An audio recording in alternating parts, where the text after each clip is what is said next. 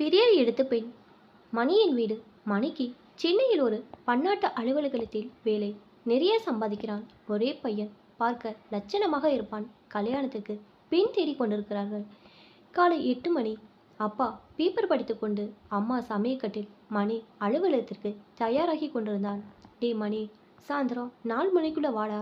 இன்னைக்கு பொண்ணு பார்க்க போகணும். இந்தா பொண்ணு ஃபோட்டோ. பார்க்க மகாலட்சுமி மாதிரி இருக்கா. நல்ல வேலையா அம்மா. அட போம்மா, இன்னும் அந்த காலத்திலே இருக்கிறியே. எனக்கா ஆஃபீஸில் இன்னைக்கு நிறைய வேலை இருக்குது. லண்டன் கிளை அதிகாரிகளுடன் சந்திப்பு. சோலா ஹோட்டலில். நான் இல்லைனா காரியம் கெட்டுவிடும். எங்கள் எம்டிக்கு நான் கட்டாயம் பக்கத்திலே இருக்கணும். மணி, அப்படி சொல்லாத மணி. உனக்கு வயசாயிட்டே போகிறது பாரு. தலை வேற வழுக்காயிட்டே போகிறது. அப்பா அஸ்திரத்தை எடுத்து விட்டார். அடங்கினான் மணி. சரி சரி, நீங்கள் முதலில் போங்க, நான் எப்படியாவது வந்துடுறேன். பெண்ணோட தனியாக பேசணுமே. ஒன்று பண்ணுங்க, 4 மணிக்கு சோலா ஹோட்டலில் பெண்ணோட பேசணும் வர சொல்லுங்க. பிடிச்சிருந்தா மேலே பேசலாம். ஏதோ பண்ணு. நாங்கள் தரகரோட போய் பார்க்குறோம். அவங்க சரி சொன்னாக்க நீ மாலாவே அதான்டா பொண்ணை ஹோட்டலில் வைத்து பேசு. மாலாவின் வீடு.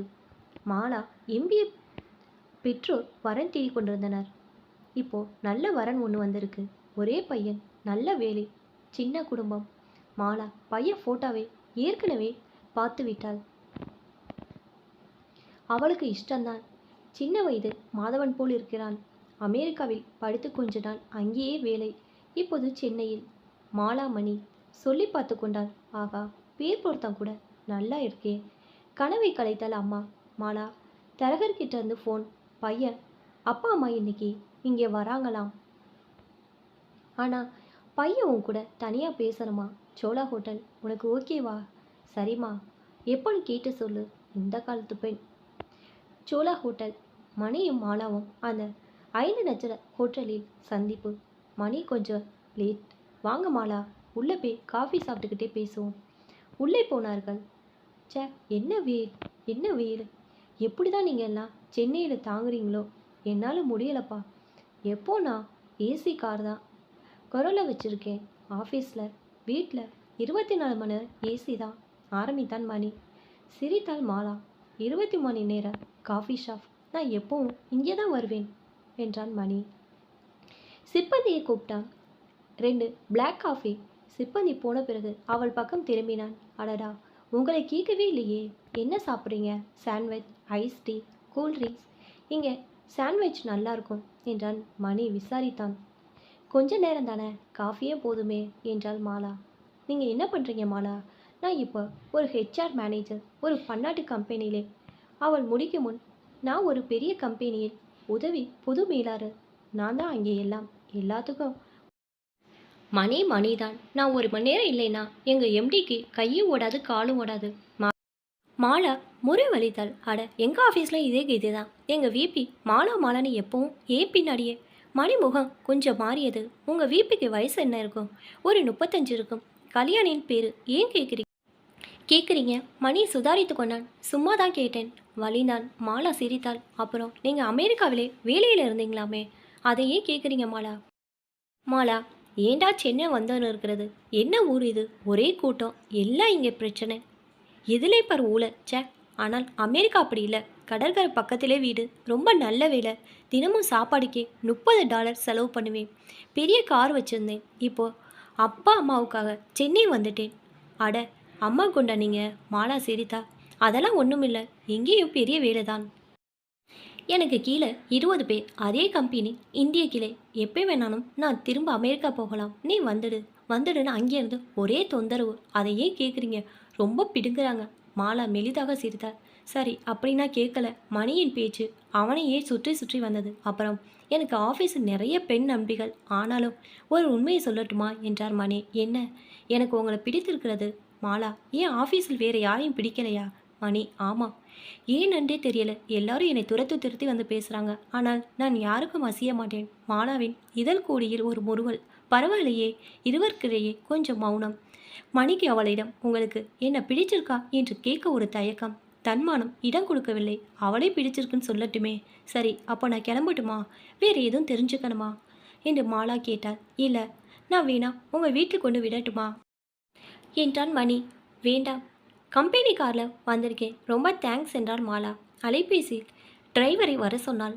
மணி வாயை பிளந்து பார்த்து கொண்டிருக்க வெள்ளை சீருடையில் ஒரு டிரைவர் பவ்யமாக கார் கதவை திறக்க மாலா ஏறியவுடன் சீறி பாய்ந்தது அந்த வெளிநாட்டு கார். மாலாவின் வீடு. மாலா வீட்டுக்கு வந்தபோது மணி 6. மணியின் அப்பா அம்மா புறப்பட்டு கொண்டிருந்தார்கள். வாசலில் மணியின் அப்பா தன் சுய புராணம் பாடிக்கொண்டிருந்தார். மேனேஜர் இன்னைக்கு வந்தவன் எனக்கே பாடம் சொல்லி கொடுத்தான். இவங்களுக்கு 2 வார்த்தை இங்கிலீஷில் பேச தெரியாது. லீவ் லெட்டர் எழுத என்கிட்ட கற்றுக்கிட்ட பசங்க என்னையே ஏவுனாங்க. போங்கடா போங்கன்னு வேலையை விட்டுட்டேன். யாருக்கு வேணும் இந்த வேலை? நன்னிலத்திலே 10 ஏக்கர் நிலம் இருக்குது, சொந்த வீடு இருக்குது, பிச்சைக்கார சம்பளம் தேவையில்லையே. என்ன சொல்கிறீங்க சம்மந்தி? மாலாவின் அப்பா ஒரு தாசில்தார். ஆனாலும் என்ன சொல்ல முடியும்? பூம்பூம் மாடு மாதிரி தலையாட்டி நீங்கள் சொல்கிறது ரொம்ப சரி. இவங்க போனால் போதும் என்றிருந்தது. இம்சை தாங்கவில்லை. உள்ளே வந்த மாலாவை பார்த்த பார்வையில் மணியின் பெற்றோர் முகத்தில் திருப்தி தெரிந்தது.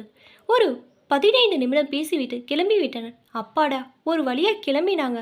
அழுத்து கொண்டார் அப்பா. ஏப்பா, பையனோட அப்பா ரொம்ப அழட்டிக்கிறார்.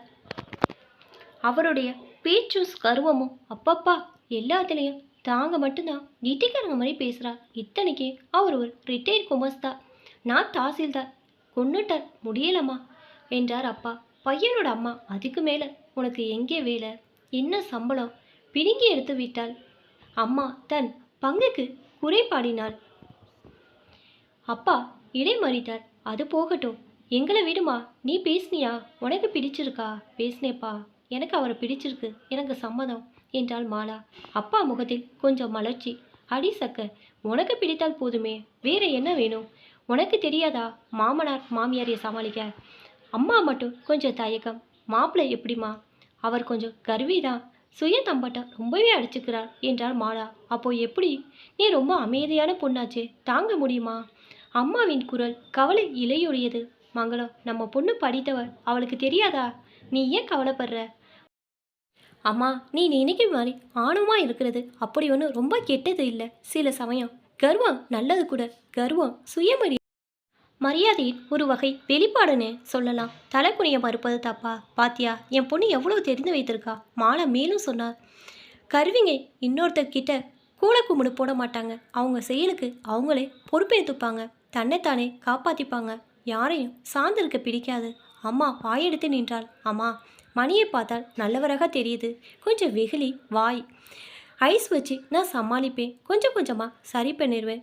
இது சின்ன குறை தான், யார்கிட்ட குறை இல்லை, தானாக சரியாயிடும், நீ கவலைப்படாத. ரொம்ப சரி, அப்போது நாளைக்கு தரகரிடம் நம்ம சைடு சரின்னு சொல்லிடுறேன். இறைவன் அருள் இருந்தால் முடியட்டுமே. அப்பா திருப்தியாக அந்த இடத்தை விட்டு கண்டார். மணியின் வீடு. மணியின் அப்பா அம்மாவுக்கு மாலாவின் வீட்டு சம்மதம் ரொம்ப திருப்தி. பெரிய இடத்து பெண், ஒரே பெண், அழகா இருக்கா, படித்திருக்கா, நல்ல வேலை. மணி அதிர்ஷ்டக்காரன்தான். மணியை கேட்டுக்கொண்டு நாளைக்கு ஓகே சொல்ல வேண்டியதாம். மணி வீட்டுக்கு வரும்போது மணி 9. வாடா வாடா மணி, உனக்காக தான் காத்துக்கிட்டு இருக்கோம். மாலாவை பிடிச்சிருக்கா? அப்பா, உங்களுக்கு பிடிச்சிருக்கா என்று மணி வினாவினான்.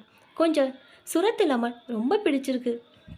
பெண் வீட்டில் எல்லாரும் தங்கமாக இருக்காங்க, உன்னை தாங்குன்னு தாங்குவாங்க. அப்பா ரொம்ப ஆர்வத்தோடு நிறைய சீர் பண்ணுவாங்க போலிருக்கு, ரொம்ப மரியாதையாக நடத்துகிறாங்க என்றால் அம்மா திருப்தியாக.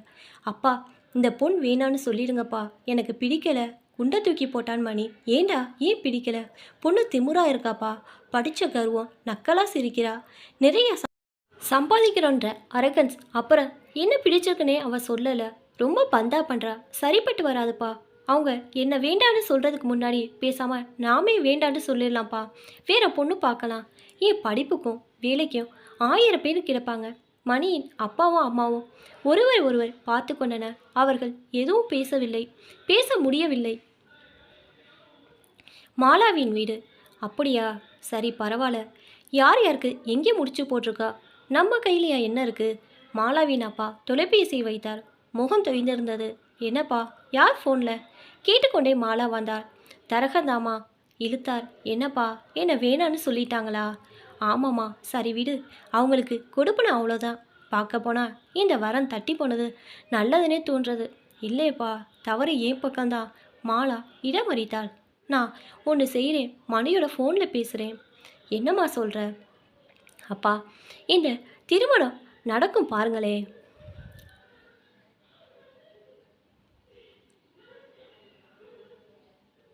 அவரை பார்த்து நான் கொஞ்சம் முகஸ்துதி பண்ணா எல்லாம் சரியாயிடும். உங்களை போல் யாரும் இல்லைன்னு சொல்கிறேன்.